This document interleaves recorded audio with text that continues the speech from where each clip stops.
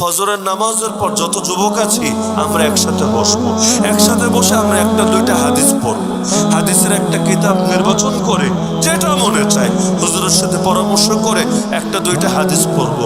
তারপর আমরা পরামর্শ করব। কি পরামর্শ? যে দোস্ত, আমরা তো 20 জন, আজকে 19 জন কেন? আর একটা গেল কই রে? এই বল্টুরে তো আজকে দেখলাম না, সল্টু আজকে নামাজে আসলো না কেন?